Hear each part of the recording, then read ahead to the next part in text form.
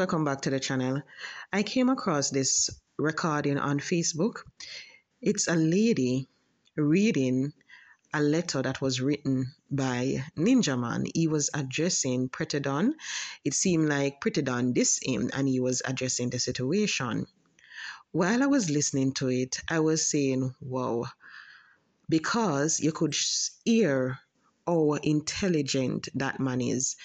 And I was thinking to myself, I can't understand it. Why these dancehall artists, bright, intelligent, they can reason.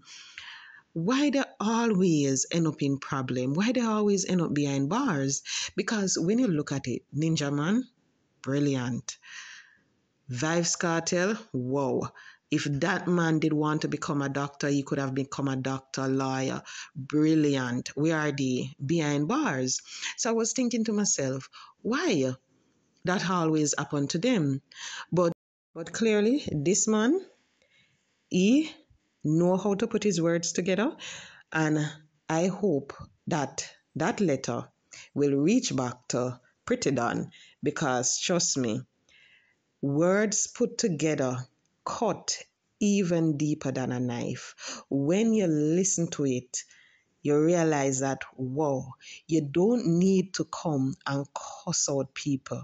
You don't need to come and use the colorful Jamaican words. All you need to do is just use your words the right and proper way, and it will deliver the same message like how the Jamaican words do, because that letter sound good, everything, but it disar big time, and he didn't use not even one bad word in it. So people, you can just listen to it and just tell me what you think in the comment section. A direct response to a so-called blogger written and reported by Jojo Mac.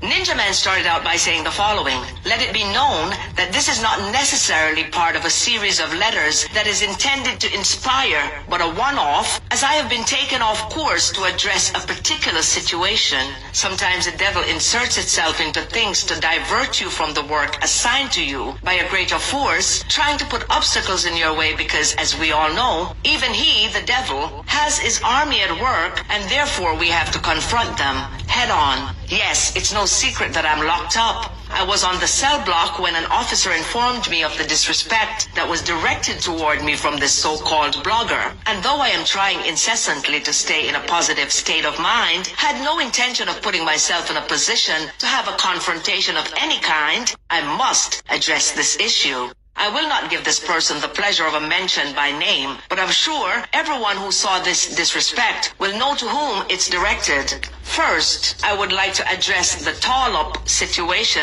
as it relates to dancehall queen Spice. Spice has always been my artist from the onset of her career, and I'm extremely proud that she's in the space that she's in. When she came into the business, I took her under my wings because I saw that she had something special that needed nurturing. I have played the part of protector on occasions and pitted her against seasoned superstars in order to bring her relevance and to get her into the running. It's a dancehall thing that people like this so-called blogger would not understand. However, I think Spice should have a clear understanding of that. I do not know whether or not this person is a representative of her brand, but if she is, my advice to Spice would be to alter that situation immediately, because it is not a good look for her. People like those are weak links that do not enhance but diminish. It's like plastering mud on a pure white suit. Spice, you are better than that. If you need a representative, and she's indeed one, please find someone with class and a healthy state of mind to represent you.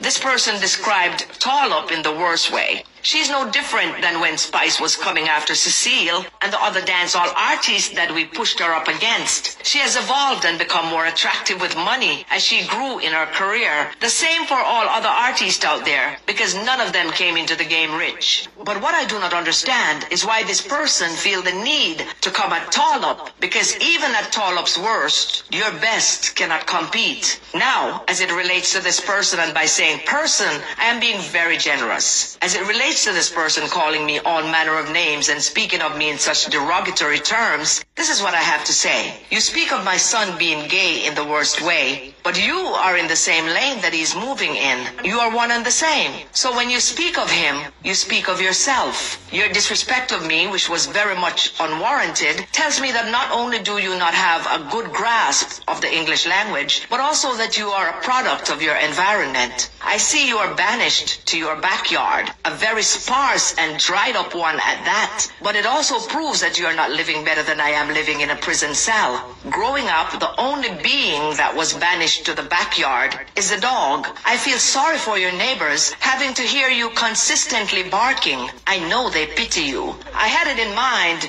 to tell you to act like a lady, but that would be disrespecting other ladies. You yourself cannot decide what you are. You were born confused. I can't say that God made you confused because it's obvious you are not a product of God. You are a product of the devil. But as bad as the devil is, he was smart enough to make you in such a way that you could not reproduce, because the world do not need a second you. I understand you are angry at the world because you can't claim a specific identity, and it must be disconcerting, having to live in a body that does not function as normal human beings do. But the devil was very perceptive as well, so even then, he knew that you were not going to have much purpose, so he made you into a freak of nature. Curse all you like. Tell me about what I should do to my mother, all you like. Call me ugly, all you like. But one thing you cannot say is that you are a better man than I am. I may be in prison physically,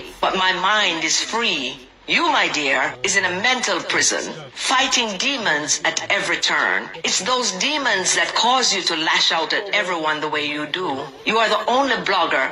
Sorry, I can't call you a blogger, because that's not what bloggers do, and that would be a disrespect to real bloggers. You are a degenerate who cannot control your emotions, one that wakes up every day wishing you were someone else. Unfortunately for you, you are already made, however, unfinished. I would be mad too if I were you. I would not disrespect your followers because everyone is curious about someone like you, a freak of nature. You are a joke that keeps on giving, and everyone likes a good laugh. You can respond all you like, but I will not give you the pleasure of another response because you're not worth it. It will be time wasted. And finally, just remember one thing as you go through your miserable life. You are dormant. You are stagnant. You, my dear, will always be inconsequential. Just another blob taking up space in society.